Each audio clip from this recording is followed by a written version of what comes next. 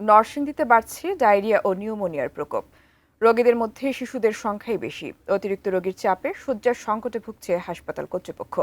বিস্তারিত জানাতে নরসিংদীর 100 শয্যা বিশিষ্ট জেলা সদর হাসপাতাল থেকে সরাসরি যুক্ত হচ্ছেন প্রতিনিধি সোহাগ মিয়া। সোহাগ মিয়া, হঠাৎ কি কি কারণে নরসিংদীতে ডায়রিয়া এবং নিউমোনিয়ার প্রকোপ বেড়েছে এবং সেই সাথে এই বিষয়ে চিকিৎসকরা কি কি পরামর্শ দিচ্ছেন, বিস্তারিত জানাবেন। ধন্যবাদ টুম্পা আপনাকে। আমি এই মুহূর্তে রয়েছি নরসিংদীর 100 শয্যা বিশিষ্ট জেলা হাসপাতাল। এখানে আবহাওয়া পরিবর্তন জনিত কারণে আসলে অনেক রোগী এখানে ভর্তি হচ্ছে। আজকে 100 শয্যা বিশিষ্ট এই জেলা হসপিটালে ঘুরে আমরা যেই চিত্র দেখতে পেয়েছি যে এখানে নারী ও শিশু ওয়ার্ডে প্রায় 87 জন রোগী ভর্তি রয়েছে, যার মধ্যে অধিকাংশই নিউমোনিয়া এবং ডায়রিয়া জনিত রোগে আক্রান্ত।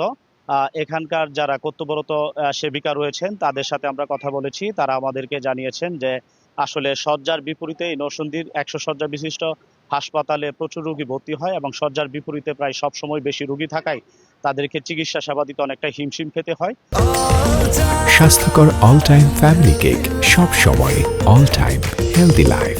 আর রোগীর স্বজনরা আমাদেরকে জানিয়েছেন যে আসলে এই আবহাওয়া পরিবর্তনের কারণে বিভিন্ন ধরনের রোগ নিয়ে তাদেরকে এখানে ভর্তি হতে হচ্ছে এবং এখানে দেখা যাচ্ছে যে ওয়ার্ডগুলো ঘুরে দেখা গেছে যে ঠান্ডা এবং ফ্লোজনিত যে রোগগুলো এই রোগীর সংখ্যা বেশি, পাশাপাশি হচ্ছে ডায়রিয়া এবং নিউমোনিয়া জনিত যে রোগীগুলো রয়েছে সেই রোগীর সংখ্যাটাই এখানে বেশি।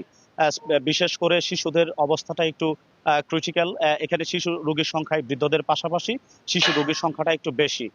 তবে এই যা ভুক্তভোগী যারা রয়েছেন তাদের স্বজনরা আমাদেরকে জানিয়েছেন যে আসলে সেই অনুপাতে এখানে জনবল বা চিকিৎসকরা নেই এবং হাসপাতাল কর্তৃপক্ষের সাথে এই বিষয় নিয়ে কথা বললে হাসপাতাল কর্তৃপক্ষ আমাদেরকে জানিয়েছেন যে আসলে শয্যার বিপরীতে বেশি রোগী থাকায় তাদেরকে চিকিৎসা সেবা দিতে অনেকটাই সংকটে পড়তে হচ্ছে। তবে হাসপাতালের তত্ত্বাবধায়ক আমাদেরকে জানিয়েছেন যে এখানে শয্যার বিপরীতে বেশি রোগী থাকলেও তারা আসলে সেই চিকিৎসা সেবা দেওয়ার চেষ্টা করছে।